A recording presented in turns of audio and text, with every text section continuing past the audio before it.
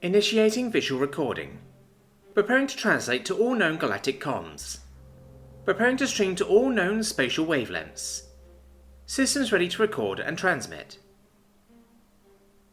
My name is Lakchik, commander of the research ship Yule.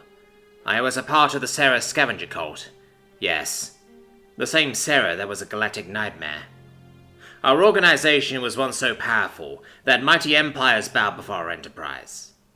We engaged in everything that went against every known law of the galaxy and beyond. Plunder, piracy, and murder. We provided our services to anyone who could pay and did not want blood on their hands. Our fleet consisted of over 1,000 strong ships, but now, this small vessel is all that remains. It took only a galactic week for humans to wipe us out completely. There was no place we could run or hide. And it all started because of a single insignificant human female. Curse the humans, curse that woman, and curse our folly for considering ourselves invincible. I understand that this message may be confusing to anyone receiving it, but it is important that the entire universe knows the truth. Do not test humans. As you already know, humans joined the Intergalactic Federation just a few standard galactic decades ago. They were nothing special, except for their resilience. They never give up. Even in the face of utter and overwhelming disadvantage, they charged forward, or as humans say, guns blazing. We were commissioned by the Matiko Empire to understand humans, especially what made them so resilient.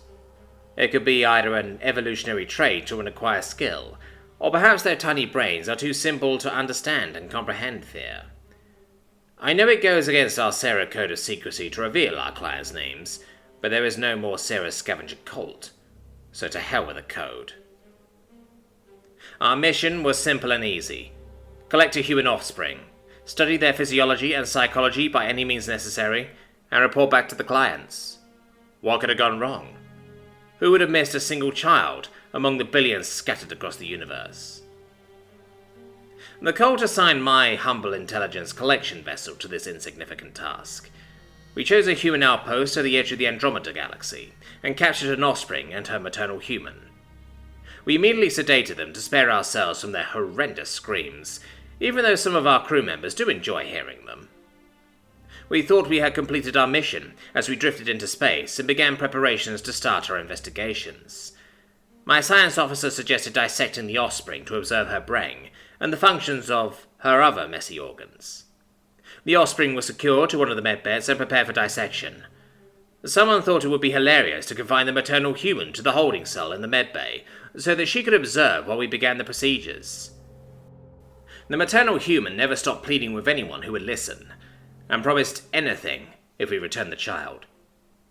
She even offered herself for experimentation if we let the child go, but it had to be undeveloped humans, so that the process could be understood.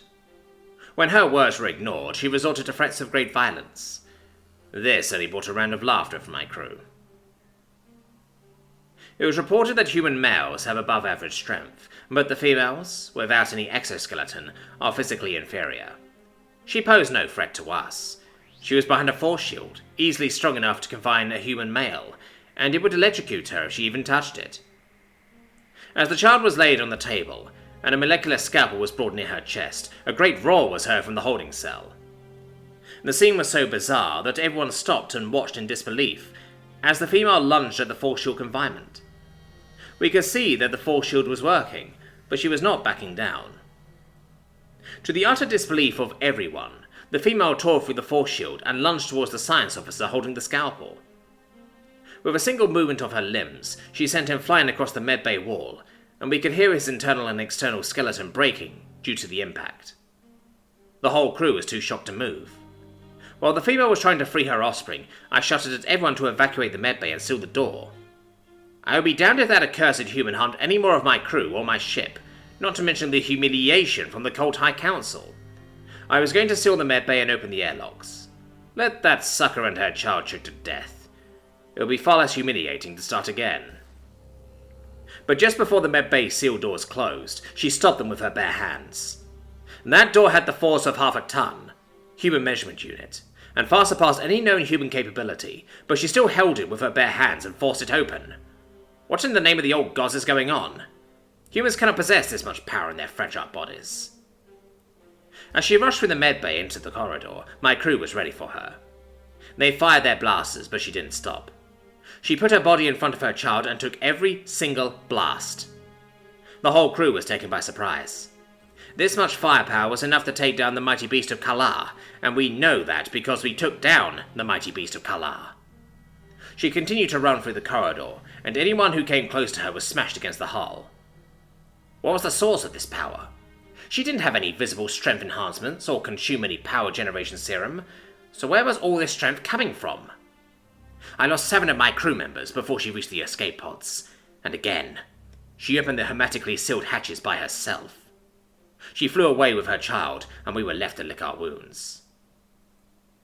The destruction of our mighty organization came afterwards. The humans were outraged. They waged war against our mighty armada anywhere and everywhere. I still can't comprehend the reason why the humans were so angry. It was just a child who managed to escape unscathed. The mother, however, did not survive. My back-channel contacts informed me that she reached a human settlement on another planet, and her story became some sort of legend among humans. Humans obliterated anyone who flew our colors. They didn't take any prisoners. Not even one of my brethren survived the onslaught.